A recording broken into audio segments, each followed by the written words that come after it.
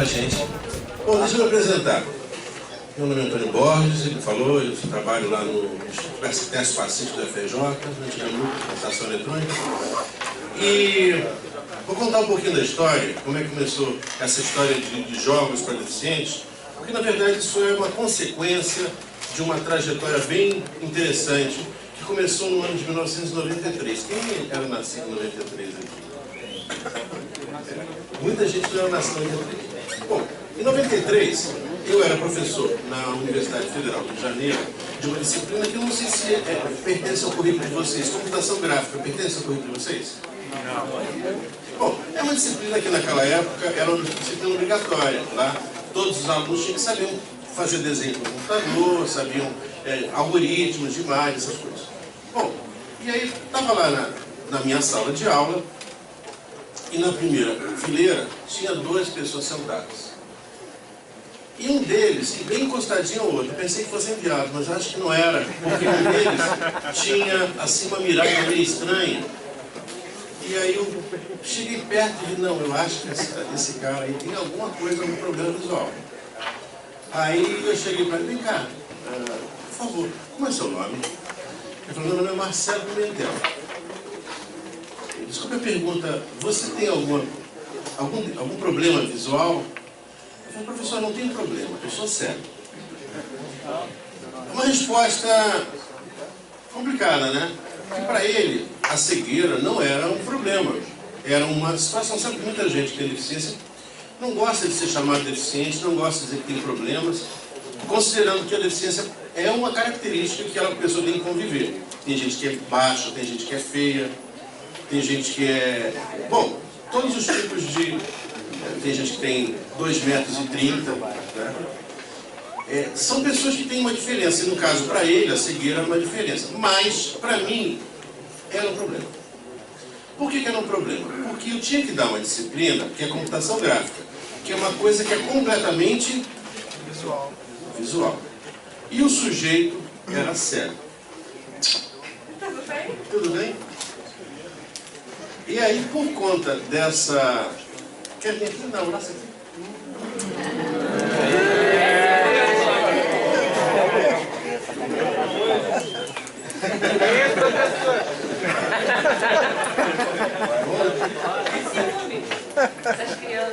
Então, olha só. Por conta dessa situação, eu fiquei pensando assim, como é que eu vou fazer? Aí eu fui perguntar para ele, Marcelo, você sabe usar computador?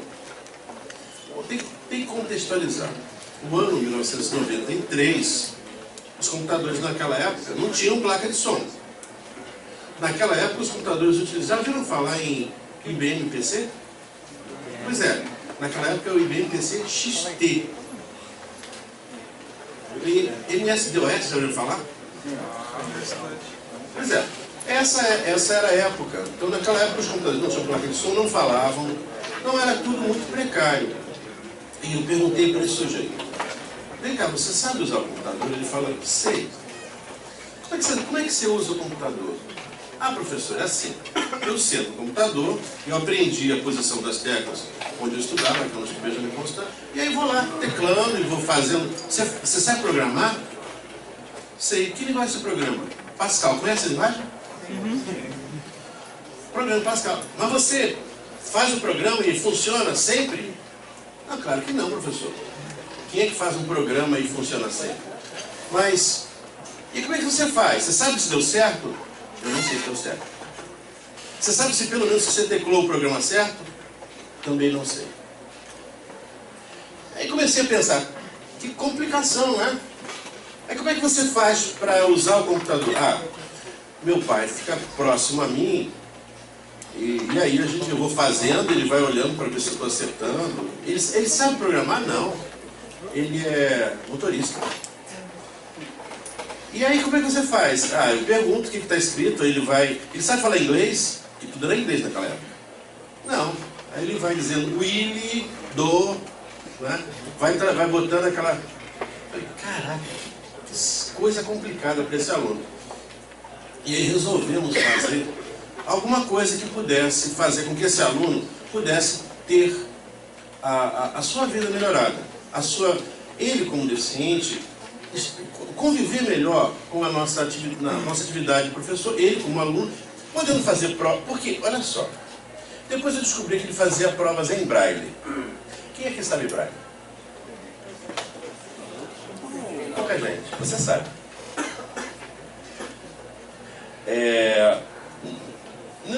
Então, como é que ele ia fazer uma prova? Eu perguntei, cara, quando você faz uma prova, como é que você se vira?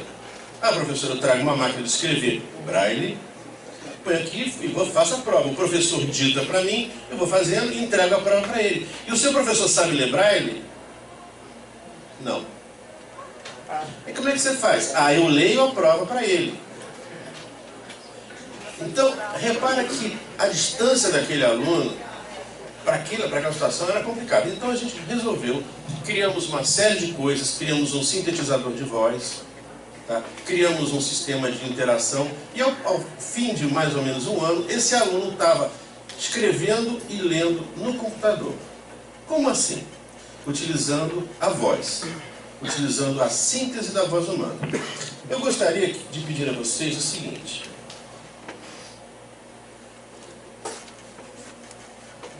Sistema das Vox, versão 4.5. Núcleo de Computação Eletrônica da UFRJ. Boa noite. Das Vox, o que você deseja? Das Vox, o que você deseja? Dá para escutar? Tá ótimo. Fecha o olho. B. Aperte as teclas e eu falarei. O teste será terminado quando você apertar Escape. Eu vou digitar um negócio aqui. Não olha para a tela, não precisa fechar o olho, só não olhar para a tela. Eu vou digitar um negócio aqui, ó. O que eu digitei? Eu. Barra de espaços. D. E.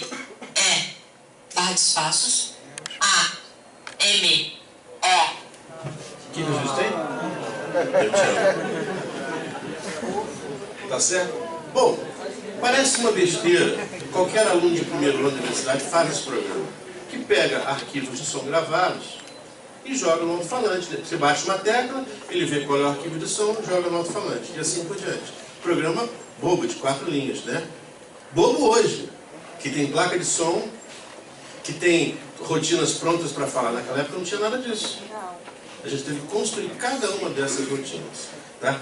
E ao fim de um ano, esse aluno estava pronto para trabalhar, estava pronto para fazer a prova no computador, o computador falava com ele, tudo que ele teclava, o computador falava. E tudo aquilo que tinha escrito no computador, ele era capaz de ler também. Isso aí fez uma diferença danada. De repente esse aluno estava com a capacidade de interagir com todos nós, com seus colegas e com seus professores. Bom, naquela época era só o Marcelo. Hoje são 60 mil usuários que nós temos no Brasil inteiro que utilizam esse mesmo sistema. São 60 mil estudantes, velhos, crianças, profissionais, vagabundos, todo mundo utilizando o sistema com todo o seu potencial. E eu aqui, nessa palestra, vou me focalizar num tema específico, que são os jogos do DOSVox. Mas, primeiramente, deixa eu...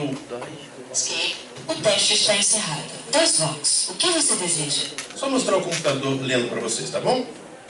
Dá para você ver como é que o computador lê.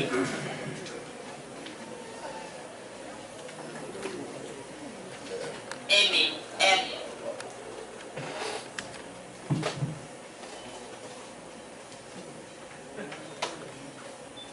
Controle da fala SAP. Eu vou escolher um bom sintetizador de voz aqui. F. 5. Solução. F. Use setas. 2. Microsoft. 3. 5. 2. Ricardo. Solução. Bom, vou botar uma frase qualquer. Que frase eu ponho aqui? Feutec. Vamos ver como é que será que ele fala isso. Pegue as frases. Interfala. S termina. F, E, U, C, T, E, C. Feutec. Bom, essa é uma palavra que ele não sabe falar, né? Mas se eu falar, por exemplo, E, E, T, A, E, A. K, L, L, I.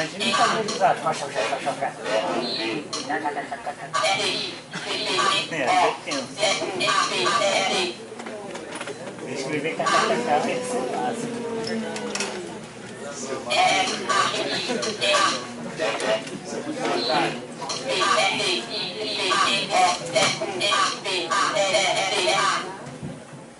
Estamos aqui na FELC participando de uma palestra. Ele falou FELC, mas não é FELC. É FELC? Como é que é? FELC. Pois é, o sintetizador, ele fala, mas de vez em quando ele encontra uma palavra que ele não conhece. E aí ele inventa uma forma de falar. Mas eu posso ensinar ele a falar correto. Não vou fazer isso aqui, mas só para vocês poderem perceber que a qualidade da fala é bastante razoável, não é verdade? Dá para entender bastante bem o que o computador fala. Bom, antes de eu continuar, eu queria passar para vocês um pequeno filme. Esse filme apareceu há pouco tempo num programa chamado Globo Universidade, que passa domingo de manhã.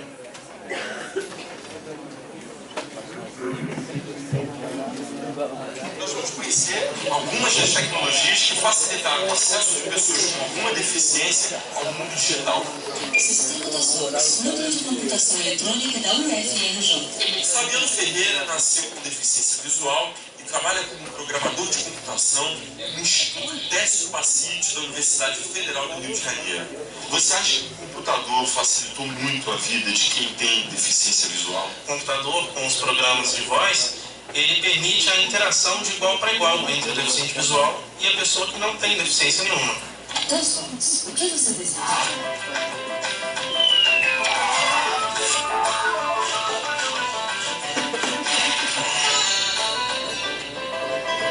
O DOSVox é um sistema que funciona com síntese de voz e que engloba mais de 100 programas, como jogos, editor de texto, navegador de internet. Acesso à rede e internet. Utilizando o teclado, o deficiente visual tem acesso a todas as ferramentas disponíveis, como, por exemplo, enviar e-mails. Ser correio eletrônico. Fabiano ele foi alfabetizado com o DOSVox, é a primeira geração que veio desde menininho sendo treinado com o DOSVox. E a particularidade do Fabiano foi completamente cego, sempre foi cego. E sendo cego, ele utilizou o DOSVox, ele se alfabetizou, ele atingiu a universidade, ou seja, ele atingiu, do ponto de vista de educação, o universo das pessoas comuns. E é isso que se quer. Dentro de pouco tempo eram centenas e logo milhares de pessoas utilizando o computador com o DOSVox. Bom, então, o DOSVox teve esse papel, né, de trazer para as pessoas com deficiência visual o acesso ao computador. E aí, quais são as duas coisas mais importantes que o computador tem? Bom, hoje, para você, o que é mais importante no computador? O que você faz no maior parte do tempo? Sério. Facebook. Não? O quê? Não tá mentindo. Fica digitando o tempo inteiro. Mentiroso. Você fica jogando. Não é verdade? Não, sério. O que você... Não. Aqui é todo mundo amigo. O quê? Internet. Beleza. Para você, o que você faz com o computador? Você trabalha o tempo inteiro com computação gráfica. Chega de noite, ela quer mais é dormir. Mas usa computador o dia inteiro. E você, do lado seu, também? Colega de computação gráfica, não? O que você faz no computador? A maior parte do tempo. Facebook. Pois é. Por incrível que pareça, a maior parte das pessoas, isso aqui é uma faculdade de computação, a maior parte das pessoas não fica computando o dia inteiro, nem fica calculando, nem compilando programas. As pessoas ficam jogando, porque essa é a verdade, o papel, digamos, de eletrodoméstico do computador. O computador é um eletrodoméstico e que a gente, desde o início, em 93, tinha muito essa noção. Eu pensava, naquela época, só para você ter uma ideia, a internet estava começando. Imagina um mundo sem internet? Pois é, eu peguei um mundo sem internet. Você consegue imaginar? Chegar no computador e não ter internet, se a internet está fora do ar? Pois é, você nem consegue imaginar. Pois é, naquela época eu já achava isso, que um dia um computador ia ser uma ferramenta de diversão, como é a televisão, né? E aí, naquela época, já em 93, nós criamos os primeiros jogos, porque eu tinha total certeza de que, através dos jogos, a gente iria aproximar as pessoas cegas do computador. Porque o computador, do ponto de vista de você digitar texto, escrever cartas, fazer projetos, é uma coisa muito aborrecida, muito chata. O que é legal no computador são essas coisas, né? Entra no Facebook, entra num site de piadas, ou faz, sei lá, qualquer coisa de diversão, passa o tempo ali. O cara pensou em mulher pelada, né? Não, qualquer coisa. Tá? Qualquer tipo de diversão que ele pode oferecer. Então, vou mostrar para vocês nossos primeiros jogos, bem simplesinhos. Tá? Mas já com essa ideia de que os jogos podiam ser jogados por pessoas que não enxergam. Qual era a nossa ideia? Claro, a nossa ideia era atrair o maior número de pessoas para o computador. Quando o Windows foi lançado, quando o Windows foi lançado? 86, por aí. Não, 96, por aí. Qual era o programa mais importante do Windows? Eu pergunto, qual o programa mais importante do Windows em 1996? Para a Microsoft.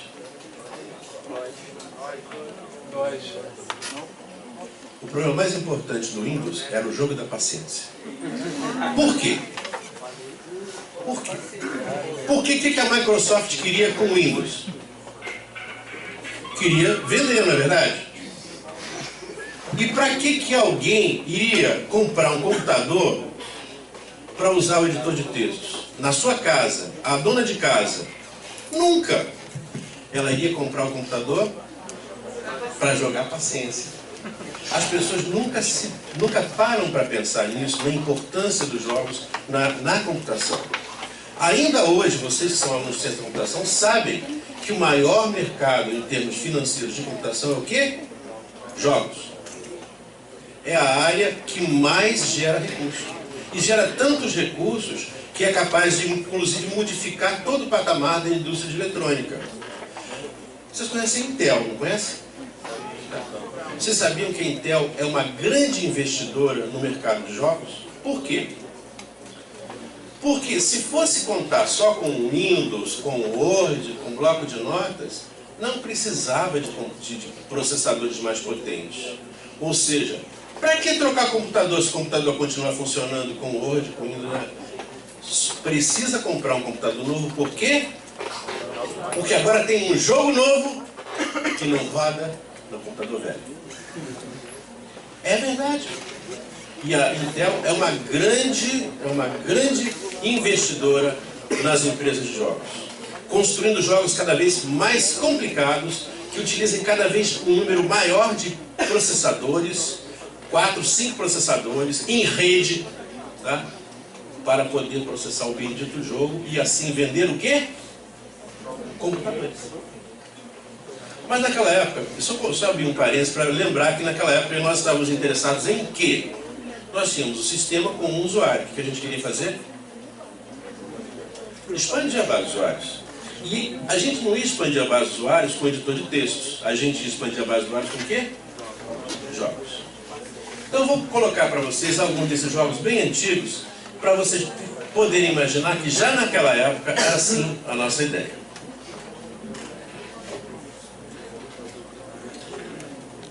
Mas jogar como, se o cara não enxerga? Imagina uma pessoa cega brincando de cabra cega. Ou brincando de pique. Ou brincando de jogar sueca. Você consegue imaginar? A maioria dos jogos que a gente tem são jogos o quê? Visuais. A grande maioria.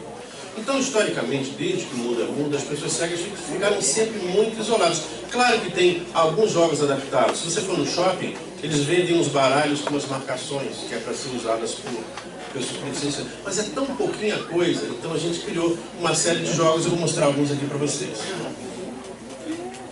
2 votos. O que você deseja? J. Qual a letra do jogo? F. Jogo da forca Vox.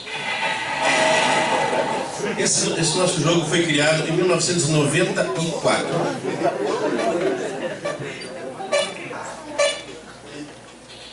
Que letra? Que letra? Bom, quantas letrinhas? 4. Que letra? A?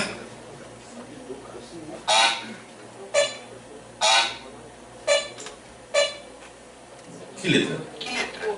C.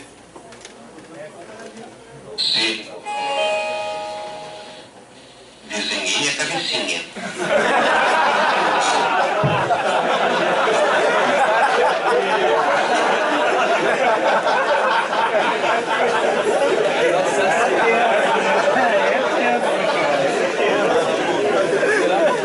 Que letra? Só pervertido, só capeta. Cheirosa aqui não. Desenhei o pescocinho. Vocês logo pensaram em putaria, né? Que letra? Vamos ganhar esse troço. Mas rápido, gente. D. Desenhei um tronquinho. Vamos lá. B de bola. B de bola? Que letra? Desenhei o bracinho direito.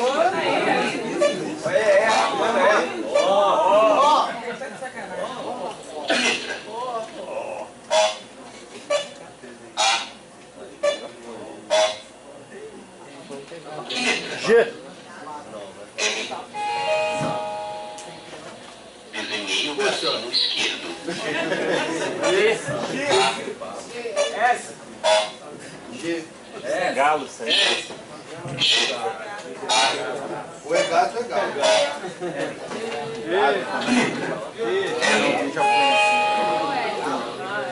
Desenhei a perninha direita. Então D. D de gato. G. A. D. O.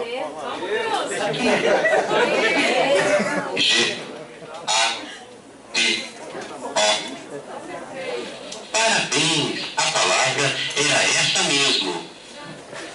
A palavra era gato. Quer jogar jogo? Tchau, neném. Apesar de ser um jogo muito antigo, imagina um jogo criado em 1994. Quantos anos tem? 20 anos. Ele tem tudo aquilo que um jogo tem que ter. Tem um enredo, né? Tem uma brincadeira, tem algumas coisas de desafio. É muito simples.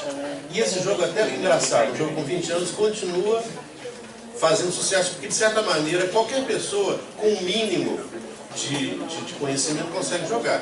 Bom, ele é utilizado hoje, por exemplo, muito em alfabetização de crianças. É claro que a professora ensina na sala de aula algumas palavrinhas e depois apresenta as palavrinhas para a criança e a criança tenta adivinhar.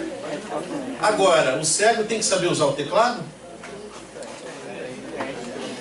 O cego consegue usar o mouse? Eu diria assim, teoricamente não.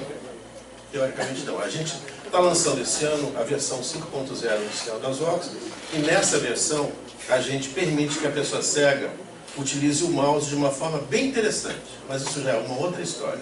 Tá? Ele usa o mouse sem ver o mouse. Tá? É uma coisa muito legal. Depois vocês podem pesquisar na internet quando for lançado, né? A versão 5.0 não foi lançada ainda. Bom, mas então, a nossa ideia, desde aquela época, então, era criar jogos. E nós criamos muitos jogos. Eu confesso a vocês que eu detesto jogar. Eu detesto jogar, mas eu gosto de fazer jogos. Eu gosto de fazer o jogo. Jogar eu não gosto. Tá? E a gente criou muitos jogos. Muitos mesmo. J. Qual a letra do jogo? F. Jogo da forca. Por exemplo, criamos alguns jogos de passatempo. B. Passatempos. Qual a letra do programa? Dólar. Cassino. Alto Vale. jogo de apostas, jogo de 3x3, jogo da memória. Tá? Vamos brincadeira, só de brincadeira, jogo da memória, só para ver como é que é. 3M, mesmo jogo. Ou querem jogar jogo da sueca? Sabe o que é sueca? É o jogo de cara. Não, vou jogar o jogo da memória.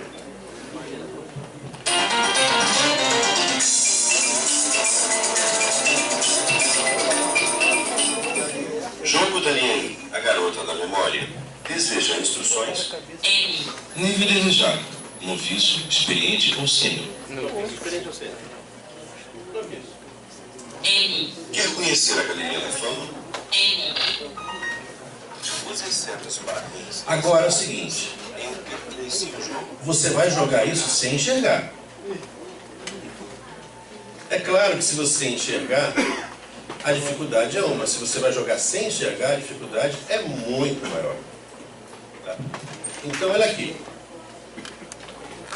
Cadeado, fantasma, cadeado, pasta, terminal, fantasma.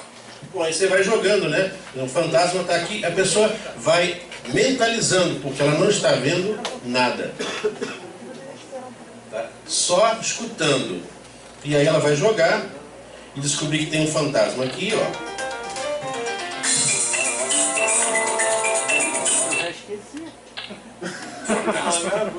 Onde está o outro fantasma? Enxergando já é difícil, né?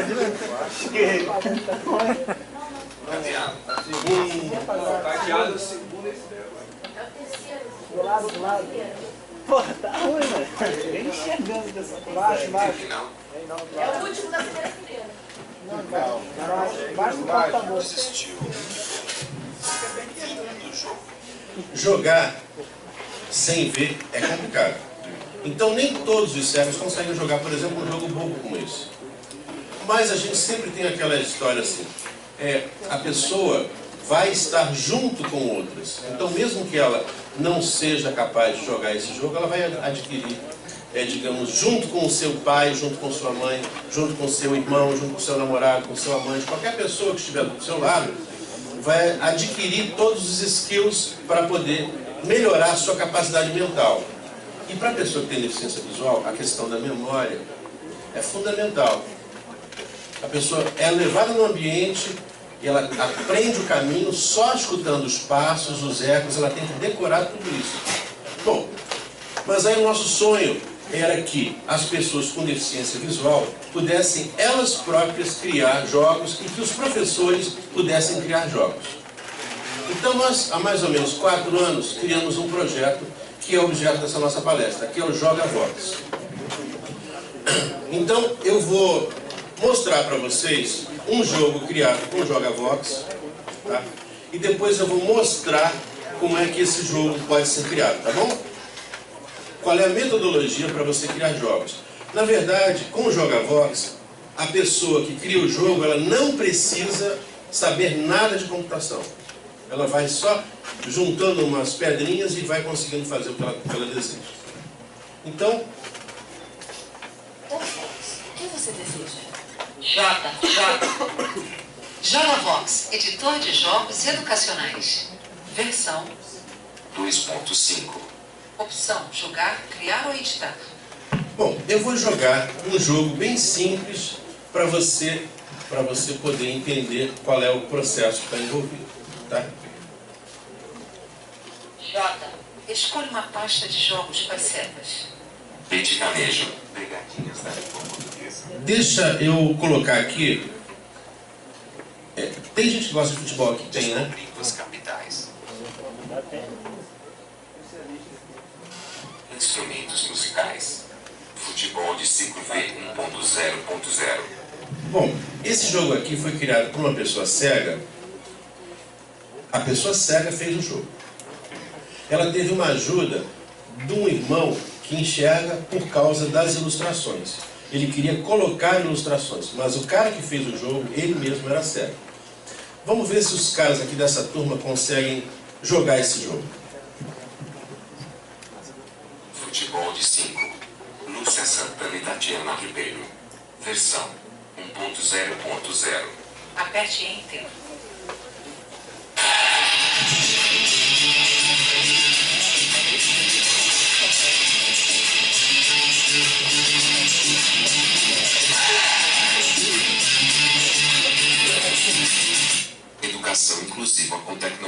Itatiaia, NCUFRJ, Futevux Sport Clube. Para fazer parte do nosso time, você precisa mostrar seus conhecimentos sobre futebol de 5. Está preparado? Repara que tem um erro de português ali, não tem? Tem? Precisa. Isso é muito comum, as pessoas com deficiência. Eu trouxe esse erro exatamente para mostrar que a pessoa com deficiência visual, ela muitas vezes ela precisa de uma ajuda externa, especialmente quando o assunto é língua portuguesa. Porque a nossa língua é muito escorregadia. A nossa língua, ela precisa de uma ajuda mesmo. Mas aqui eu deixei esse erro propositalmente para você pensar que o resultado é bom, mas que há ainda pontos a serem melhorados. Bom, em 2016, o Brasil irá sediar as Paralimpíadas e o futebol de 5 está incluso nos esportes participantes. O futebol de 5 é dividido em 2 tempos. Qual é a duração de cada um? A. 15 minutos. B. 20 minutos. C. 25 minutos. D. 30 minutos. Qual é o tempo do futebol de 5? A? A. É outro de pé esquerda.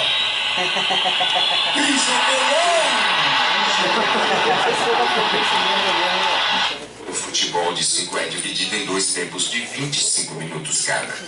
Aperte Enter para continuar. Bom, e aí continua o jogo. Então é um jogo que a gente chama de quiz, né? Então, são várias perguntas. Vou fazer mais uma pergunta só, ver se vocês acertam uma. A bola de bolinha usada na Copa do Mundo de 2010 era diferente, pois era mais dura e mais rápida. No futebol de 5, qual é a principal característica da bola? A. Tamanho. B. Viso. C. Preço. Resposta certa é a letra. Essa é mais ou menos fácil, né? B. Pra Ronaldinho! Olha o gol! Olha o gol! Olha o gol! Olha o gol! Olha o gol! Parabéns. Você acertou. Aperte Enter para continuar. A seleção brasileira de futebol de 5 foi bicampeã mundial na Paralimpíada de Pequim. Olha só. Aquele terceiro cara que está ali embaixo, ele foi meu estagiário. Ele foi campeão olímpico da futebol de 5. Cego, completamente cego. E é um grande programador. Bom, a pergunta aqui que é? Quantos jogadores... Última pergunta. Quantos jogadores cegos totais podem participar? 5?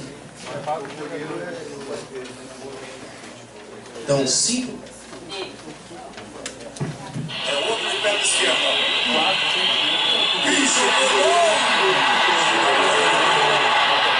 Não, só podem ser 4, porque o goleiro enxerga. Bom, e aí você vai jogando, vai tirando pontos, tá?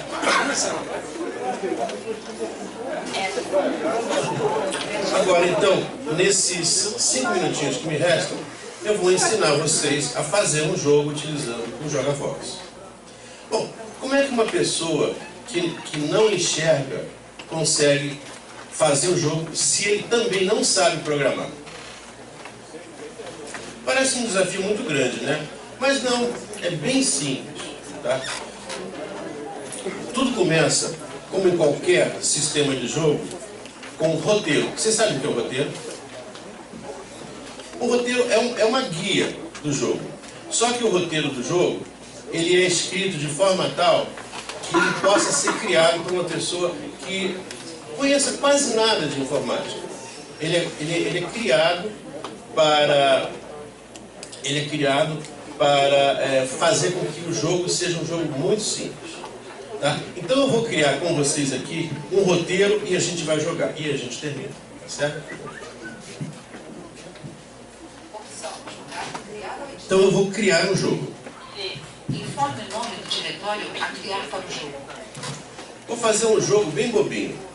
Ele vai fazer uma pergunta e vai dizer assim: você acertou ou você errou? Tá bom assim? É um jogo que dá para fazer em 3 minutos. Ok? Bom, vamos imaginar que no Joga-Vox você tenha lugares. Um lugar é onde a ação se passa. Tá? Então você tem 3 lugares nesse jogo. O primeiro lugar é assim. Quem descobriu o Brasil? Tá. Primeiro lugar. Aí você tem 2 possibilidades. Parabéns, você acertou. Ou que pena, você errou. Tá certo? Então vamos fazer esse jogo só para você entender. Então vou chamar esse jogo de Cabral. C-A-B-R-A-L. Informe o novo nome deste jogo. Assumido mesmo do diretório. Cabral.jogo. Arquivo gravado. Editando o jogo. Escolha a opção quais setas. Vamos criar um roteiro. Então, o DOSVox é assim, e tudo com ele é perguntado. A pessoa cega, ela nunca se perde, porque tudo é perguntado para ela. Então, vou fazer o roteiro. R. Escolha quais setas a opção de roteiro. S que cancela. C. Criar novo roteiro. Escolha quais setas o tipo de roteiro. P. Perguntas e respostas com ordem fixa. Bom, eu posso criar com um ajudador de roteiros, mas eu prefiro criar um sem ajudador, só para vocês entenderem de forma mais simples. Então eu vou criar aqui um jogo vazio. Jogo vazio. Informe o nome do roteiro. TXT assumindo o roteiro. .txt. Editando. F9 ajuda. Então o roteiro do jogo ele é criado desse jeito assim. Repara que você tem o nome do jogo, o autor do jogo, que é Projeto DOSVox. Eu vou tirar esse nome aqui Apagada à direita. e vou escrever Antônio. A-N-T-O-N-I-O.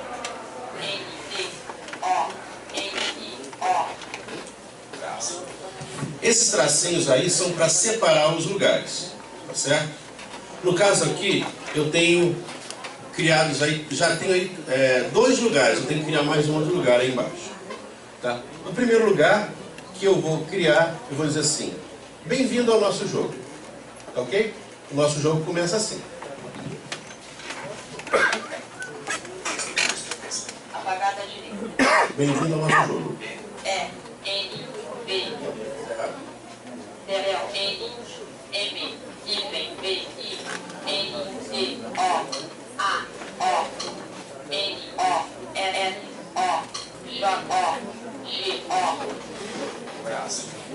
Bom, qual é o primeiro lugar? A gente vai fazer uma pergunta. Que pergunta é essa?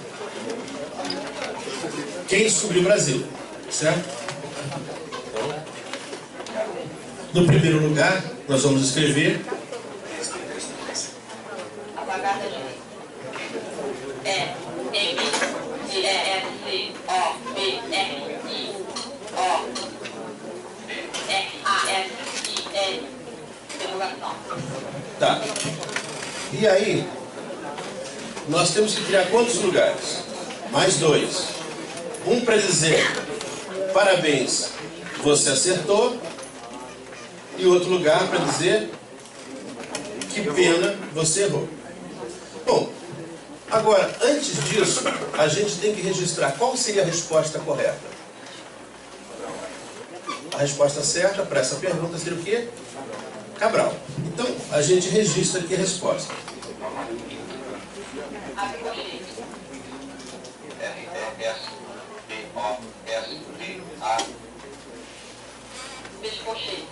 Resposta Cabral, né?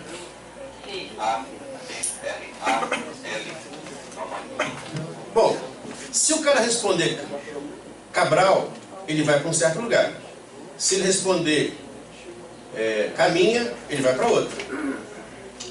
Então, vamos chamar esses lugares de acertou e errou, tá bom? Aqui embaixo eu vou criar um lugar chamado acertou.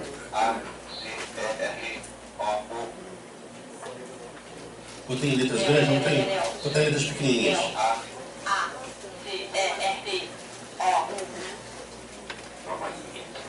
E aqui embaixo, eu vou separar aqui um lugar chamado errou. Tá. No lugar acertou, o que eu vou falar? Eu perguntei qual é quem descobriu o Brasil, o cara respondeu Cabral. O que eu vou dizer? Parabéns, você acertou. Bom, tenho que botar uma estrelinha aqui para separar.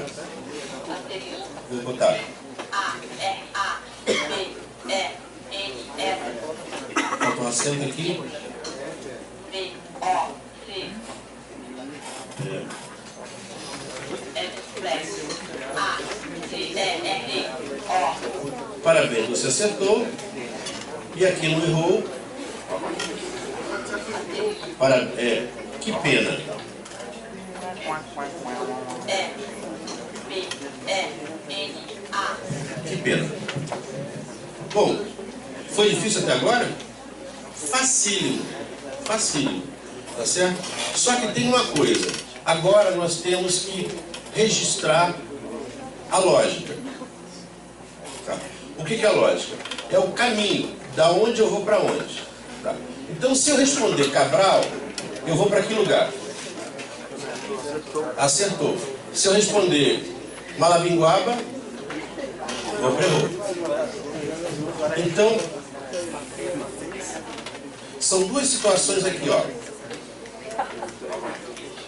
Uma situação que eu vou chamar de acerto.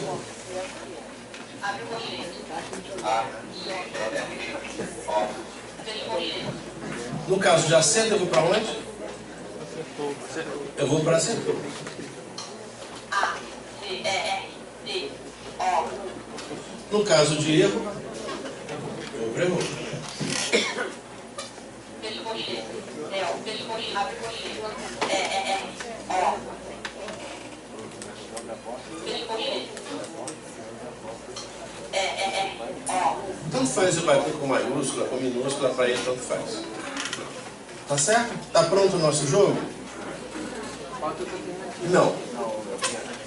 Tem um pequeno, porém sutil erro que eu não vou... Eu podia rodar o jogo e descobrir o erro.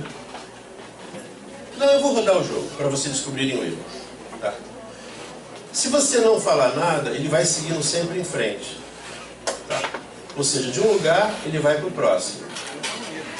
Em outras palavras, se ele falou assim, parabéns, você acertou. Logo depois ele vai dizer o quê? Você errou, porque ele não... Então vou simplesmente executar esse jogo até agora. Ok. Deseja importar o roteiro de os dados gerais serão alterados. Nome do jogo. Cabral. Tá, então... Confirma as alterações. Roteiro carregado. Editando o jogo. Bem-vindo ao nosso jogo. Quem descobriu o Brasil? Quem descobriu o Brasil? Vou escrever aqui, sei lá, caminha. C, A, M, J. Del, J. N, H, A. Que pena. Tá. Então, fim do jogo. Agora vamos jogar de novo, acertando.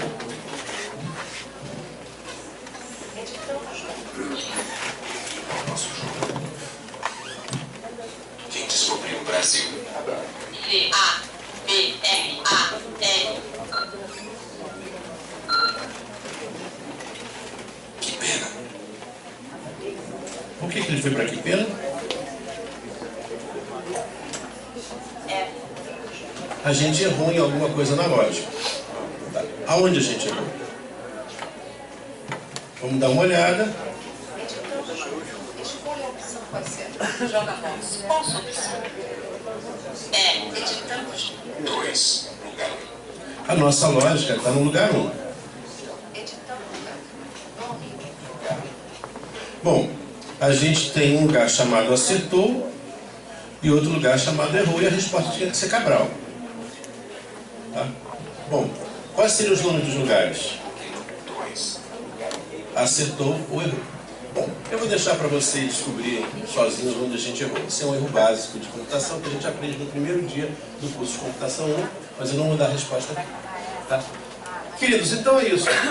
Você nota que com isso você consegue fazer a criação de jogos poderosos e muito simples. Agora, o que faltou nesse nosso joguinho para ele se transformar num jogo interessante?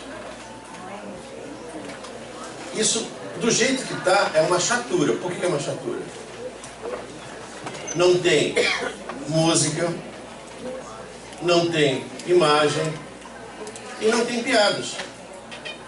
Então, o que a gente tem que trabalhar? Todo jogo, toda atividade de jogo, vocês estão fazendo esse workshop de jogos aqui, ele é composto da agregação de uma pequena lógica que pode ser a mais boba possível a um conjunto de decisões que são, um conjunto de multimídia que cada vez se torna mais poderoso. Então você nota assim, você fala assim, poxa, mas esse jogo é bobo, mas ele atrai tantas pessoas. Ele atrai tantas pessoas, muitas vezes, não é pela lógica do jogo, nem pelo que esse jogo transmite, mas sim pelo seu digamos, conteúdo. Então, para terminar, eu vou mostrar aqui para vocês o seguinte. A computação, cada vez mais, ela faz com que as pessoas com deficiência possam fazer mais e mais coisas. Então, para terminar aqui, eu vou mostrar para vocês uma aplicação em que eu vou controlar o computador utilizando beijos. Tá? Como assim controlar o computador usando beijos? A gente geralmente utiliza o quê? A mão, não é verdade? Mas beijos? Como assim beijos?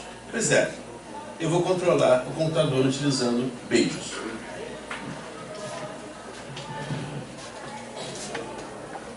Opção VAC, editando jogo, confirma, F, arquivo gravado. Opção jogar, criar ou editar, fim do jogo a voz. 2 votos, o que você deseja?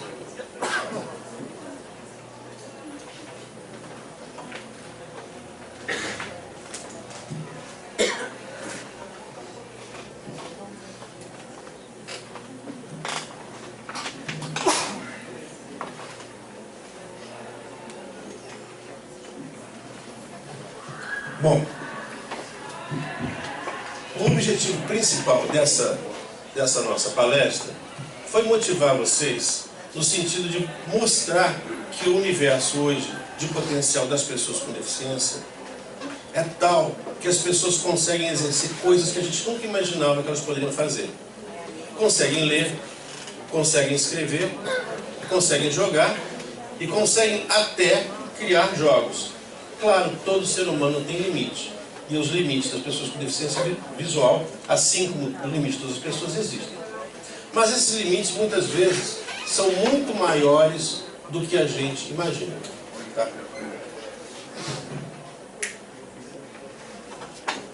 Então, eu vou mostrar para vocês o microfênix. Para eu poder falar olhando para vocês, eu não vou fazer... Eu vou fazer isso, tá? Para ficar bem claro. Então eu vou botar um mouse aqui.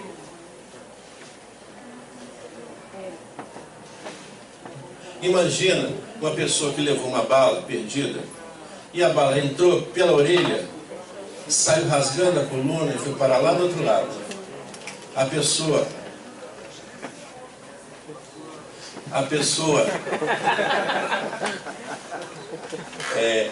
continua então a viver, tá certo? Mas sem mover nada, apenas fazendo. É o único movimento que lhe restou. Isso é verdade. Existia uma menina chamada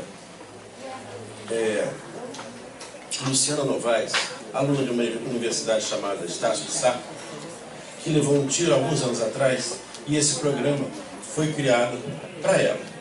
Tá? Porque a única coisa que ela conseguia fazer era isso. E com isso, ela conseguiu completar a sua universidade.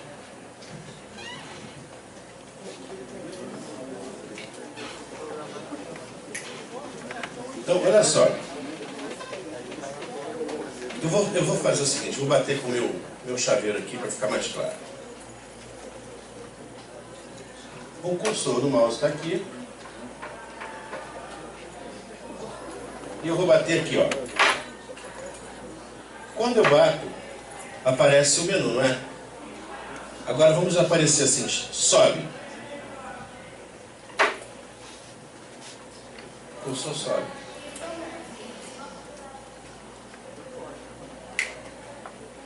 Agora vamos fazer descer.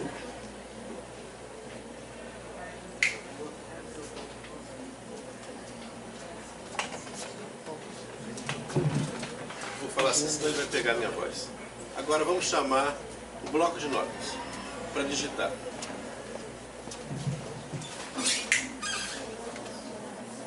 Meus programas.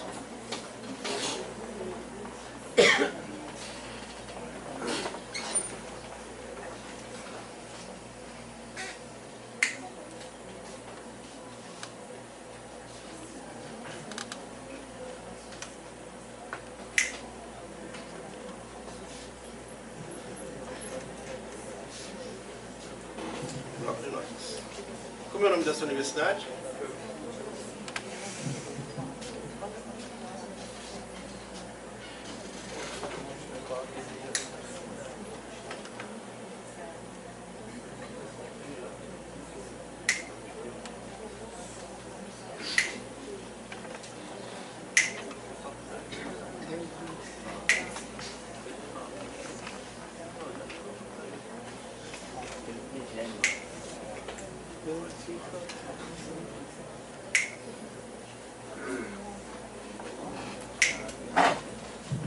E assim, com beijos, a gente escreveu Fiuk.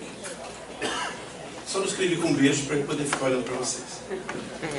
Bom, então é isso, minha gente. Obrigado pela atenção. Espero que tenham saído dessa nossa aulinha, dessa nossa palestra, com a noção do seguinte: as pessoas com deficiência, elas hoje, através da tecnologia, expandem de uma maneira extraordinária os seus limites. E esses limites quais são? Somente a própria pessoa sabe. Muito obrigado.